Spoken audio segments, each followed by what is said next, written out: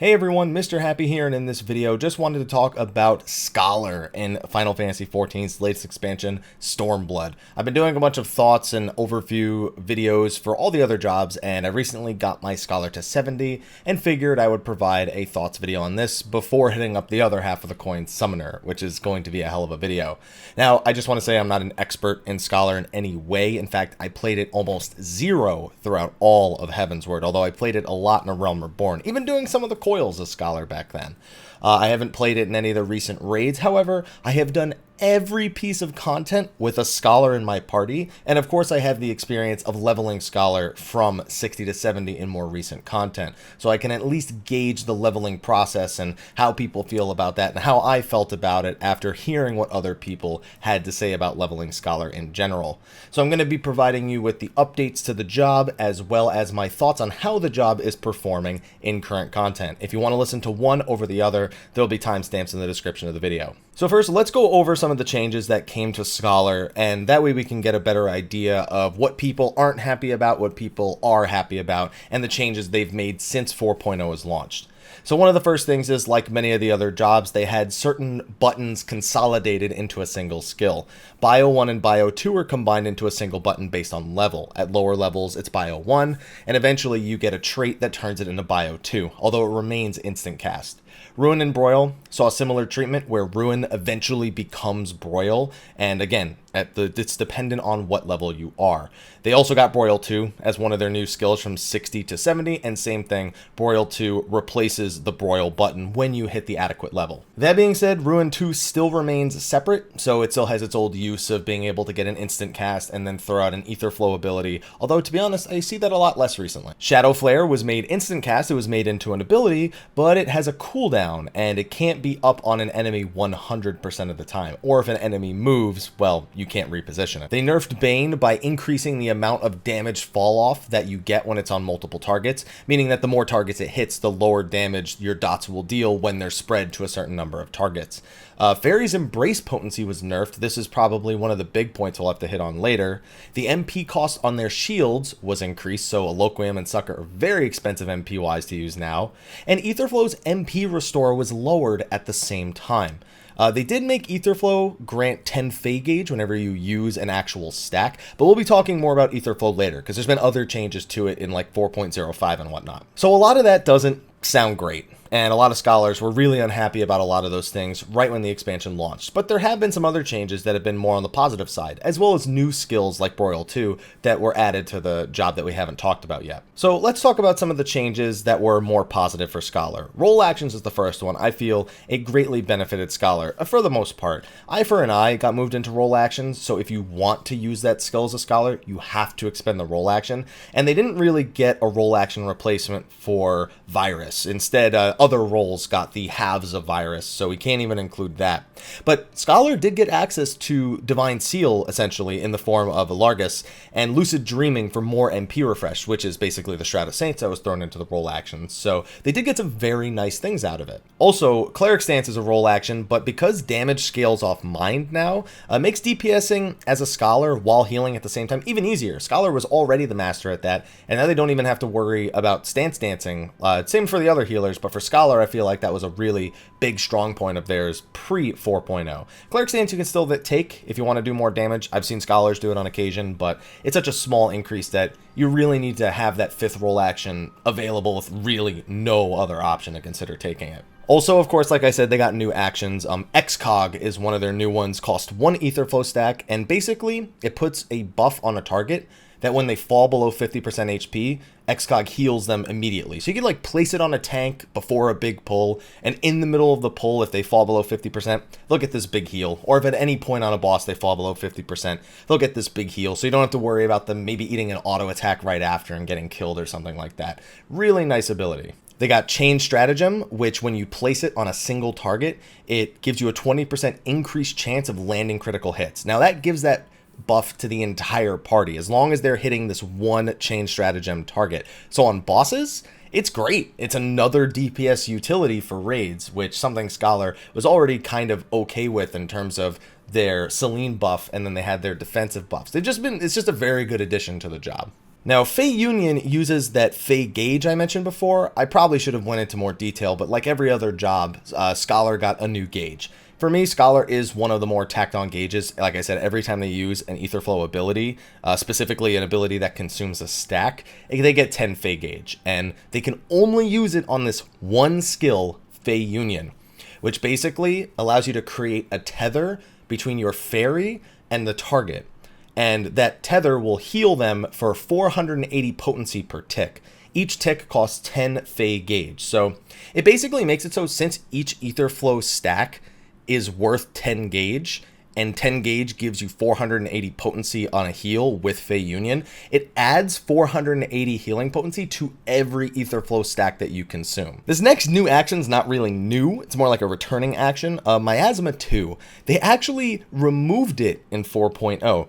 But when Scholars needed some buffs, they brought it back and buffed it for 4.05. It now has an initial potency of 100. It's instant cast, by the way. It's AoE, and it even has a 25 potency per tick dot that lasts for 12 seconds. So effectively, it's 200 potency if you let the dot tick out for all 12 seconds. What was really nice about this is because of the 100 initial potency and it being instant cast in AoE, it did add a lot of AoE filler value, whereas Scholars used to have to use Blizzard 2 as a cross-class action back in 3.x. If they wanted to do AoE filler, they can now use Miasma 2, but it is pretty MP intensive, so you gotta be a little bit careful. It's also not as visually appealing as, let's say, Gravity or Holy. And finally, they got a new trait, Quickened Etherflow. Now this one also underwent changes. When it first launched in 4.0, it originally had a small chance, I think it was 10%, of lowering the Etherflow cooldown by 10 seconds whenever you used a stack. So you had 3 chances to lower the cooldown per minute, which it just wasn't good at all. And then they changed it to exactly what I thought it should have been. Now, it always, 100% of the time, lowers the cooldown by 5 seconds when you use a stack. So when used correctly, you basically have Etherflow every 45 seconds now, as opposed to every 60 seconds. That's more MP throughout a fight, an extra 3 stacks of Etherflow every 3 minutes, and of course it adds some value to dissipation, because if you dissipate and use those 3 stacks, you lower the cooldown even more. So I'm sure I'm missing things, I have no doubt, as I'm not a Scholar expert, but overall, before 4.05, I would have seen Scholars performing fine, but it definitely felt like there were some fun aspects of the job that just weren't there anymore. It was really boring to do single target DPS for those Scholars who enjoyed that aspect of the job prior. Quickened Etherflow, the original form you just heard, it was not good, so thankfully that's been fixed. Their MP required a bit more attention, and people were just running out of MP even trying to use a Loquium at all. They were trying to fish for crits, and it would just destroy their MP, so you really couldn't do that anymore. So it was a playstyle change as well. Honestly, it'll still destroy your MP, you just have more MP to work with now than you did before. The nerfs to Bane, the changes to Shadow Flare, having 1 fewer dot, and pre-Miasma 2 being added back in meant their AoE damage was horrible. I suppose the place Scholar really lacked performance before the 4.05 buffs was really dungeons. You know, you didn't have the Holy and the Assize of White Mage and the Arrow 3. You didn't have the Earthly Star and the Gravity and the instant cast heals and damaging cards that were added with the Minor Arcanas for Astrologian. You lost most of your AoE. None of it was that impressive anymore, and your MP felt like it disappeared in almost no time at all. So it was definitely true that the job for 4-man content could use some love. But even pre-buff, I did do, I guess Extreme Primals barely count for anything, but I did do Extreme Primals with Scholars in the party, and they did fine. You know, people thought it was unusable, but MP wasn't really an issue in 8-man parties because you had things like Refresh, Mana Shift. It just wasn't an issue nearly as much in an 8-man content where the party is all supporting each other. In fact, that felt like where Scholar was still doing what it was always great at, and it was still great at it, just they had to watch their MP a little bit more. Now, after 4.05, Scholar got access to more MP than before thanks to Quickened Etherflow, as well as the extra potential energy drains that you could use with the extra Etherflow stacks. They had some of their potency buffs, they had Miasma 2 brought back to give them more AoE potential, they made some timing changes, XCOG was made to, I think you could cast it once every 45 seconds, so it basically became like once every Etherflow. And with those 4.05 changes, right in time for Savage, it felt like Scholar had hit that spot that was at least good. It wasn't like crazy on top of the world like Scholar used to kind of feel like it was, but it was good. And it felt like any of the 3 healers could competitively be brought to Savage rating and all bring their own things. If you wanted this like major party damage output, Scholar and Astro balance chain stratagem was great. If you were looking for the safety of like big heals to get through some content, White Mage felt good, and their personal DPS was also not anything to scoff at based on their changes. So there was the only thing that remained constant is everyone loves Astro, and that's been the case since 3.4 really. And even the Astro got nerfs, but we could talk about that in a different video because I still have to level Astro to 70. So overall, how do I feel about Scholar? What are my thoughts on Scholar, the second half of the video? You know, having leveled it to 70, 61 and 63 dungeons felt pretty much the same as Heavensward. I don't think I cast a single heal those entire dungeons. Maybe throw on an XCOG for a big pull, but again, it felt no different than the level 60 dungeons where my fairy could take care of everything and I could throw out a Rouse, or I could throw out a Fey Illumination and a Whispering Dawn and then just DPS full time, and that was okay. Get to the level 65 dungeon where the damage starts increasing, it changes a little bit. I start noticing my MP's dipping lower. I start noticing maybe I haven't been using some of these skills properly in order to actually get through these dungeons efficiently.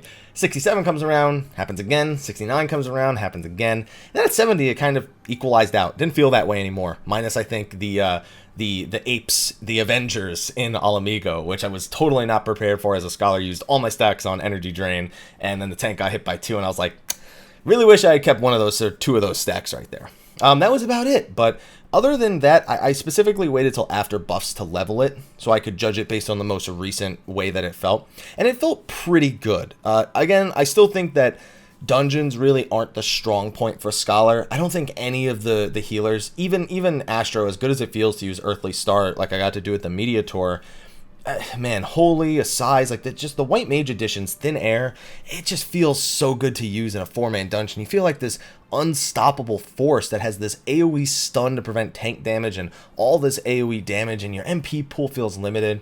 And on that front, yes, Scholar still totally feels underwhelming in 4-man dungeons, and I don't argue with anyone that says they'd rather play a different healer when they're doing their expert roulette, you know, if given the choice. But it still can play through those things fine. It just doesn't feel as exciting.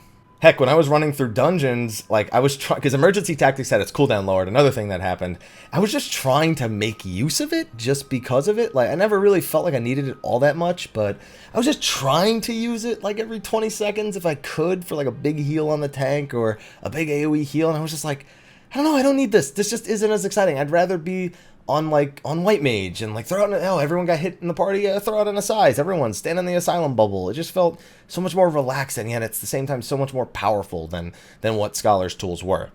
Now moving over into 8-man content, both pre 4.05 with the Extreme Primals and post 4.05 with Savage, honestly, I could let the 2 healers play whatever they want and I wouldn't notice, and that would be fine. I've had all sorts of compositions. I've done all 01 through 4 Savage with Scholar Astro and White Mage Astro. I've never done White Mage Scholar because everyone always wants an Astro for the card buff, especially me as a monk wanting that crit buff in the balance. So what can I really say about that? I will say though, as a monk, I see 20% increased chance to crit, and I look at my stacks for Deep Meditation, I go, you know what? Scholar, we're cool. And that was such a good thing to want to bring Scholar for that increased damage utility. But at the same time, it didn't feel like it dominated like it did back in 3.4. It was a very quaint place for Scholar to be compared to the way that it's just been hailed as the universal god tier healer pre 3.4, and then after 3.4, it was still the quintessential. It's always been reliable, always take it, with Astro being pushed into the OP other healer for you to take. So it's just been a really odd roller coaster for Scholar, especially going through 4.0 so far. But I'm really happy with where they've landed now. The benefits of quickened ether flow are something that, honestly, I don't know how they didn't just think to do that right when Scholar launched. Everyone, myself included, said, just make quickened ether flow this. And it's exactly what they did. The exact word for word thing that I feel that most of the community was asking for quickened ether flow. Gave them a little bit of AoE power back with Miasma 2, and it has no AoE fall off, thank goodness, which makes up a little bit, a tiny bit, for how Bane feels on those big pulls now. So I'm quite happy with the way that Scholar turned up. I wouldn't be surprised to see more changes come to it though. One of my big things is I'm still not a big fan of the way the Fey gauge works. I said it earlier that it feels tacked on. And I don't think that's going to change. As long as it's tied to ether flow, I feel like it always will feel tacked on. It works okay now. I've seen a lot of scholars use the Fey Union very effectively, to the point where I can't argue that it's not good. But it feels so tacked on that it just doesn't feel satisfying to have that tether compared to some of the other tools, again, that the other healers got. I probably would have liked it better if every time the fairy itself performed an action, as opposed to ether flow, those individual actions carried Fey gauge with them. Even if they had to make it more Fey gauge per tick, I feel like it would have been a lot more interactive than it is now with the ether flow stacks. You use ether flow stacks, you get 10 Fey gauge, you get the ability of the ether flow, whatever skill it was that is. You get the quickened ether flow. Like you just, all these benefits just piled on ether flow, which is a core mechanic of Scholar. But this gauge is supposed to be focused on the pet. But the pet feels like a second thought, a problem that they regularly have in Final Fantasy XIV with the two pet jobs that we have, Scholar and Summoner. It just feels like something where the power should be coming from is not where the power is coming from. It just feeds power into your pet from the master without ever really creating an interaction until you get Fey Union itself. And then only having Fey Union to use it on is kind of lame. Like, I'd be okay with them completely changing it to the point where they could buff up the fairy skills themselves, but make them cost Fey gauge. So like Embrace generates 5 gauge, and then, you know, maybe if you use your Fey gauge at this value, you consume it all, but it has this effect, or you can, if you don't have that much, it consumes, it does less effect. Instead of this one tether, this one ability that just feels like it's there for the sake of giving them a gauge. I would have liked to have seen more interaction with the pet and the Fey gauge and less with the ether flow and the Fey gauge. It's just me though. I feel like that's some sort of something they've had trouble with. Summoner, when I talk about that, I have similar feelings to the way that you interact with your pet versus the way you interact with your ether flow. There's just not the right balance there. But that's a talk for another video. Overall though, I'll say this, I've beaten everything with a Scholar. Some of this footage in this video has literally just been me on my monk doing content with a Scholar, because I'm not experienced enough to do it. Some of it's footage from my 03 Savage guide, where Yuuna had given some footage, Yuuna and Elysium had given some footage for the 03 Savage guide, and I'm just using that because they happen to be playing Scholar, because they're experienced on it, I'm not, and that's the bottom line. So I'm curious to see if Scholar sees any more changes going forward. It's one of those jobs I could totally see it happening, but at the same time, they're doing well enough now that I wouldn't say it's something that's urgent. It's something that may just be considered for potential changes in the future. I just hope they don't keep pulling power away from the fairy itself, because that's how it feels they're doing it. Yes, Fey Union technically comes from the fairy, but it could just come from you and it wouldn't make a damn difference. Like, let's be honest here. It just doesn't. It's just there because you have a fairy and it happens to be there. So it doesn't really feel all that satisfying. Hopefully, we'll see them make it more satisfying in the future. But for now, Scholar, in a good place. Don't be a dick to Scholars. They're great. Just make sure they're playing great and they'll be alright. But anyway, that's going to be a wrap for this video. Next video is going to be Summoner. Oh, man. Oh, man. Teaser for that. I got some summoners from Elysium to do some write-ups on things that they're less than satisfied about Summoner. And we'll be including and citing that information a lot. So expect it to be a hell of a video. Anyway, thank you for watching. Be sure to like, favorite, subscribe, and share. And stay tuned as I level the jobs and get them to 70. Bard is another one I'll have at 70 soon. I'll be sure to provide overview thoughts, how they managed to accomplish whatever theme they were going for with the job, and if the gauges feel tacked on and information like that. But anyway, thank you again. I'll see you in the next video. And until then, take care.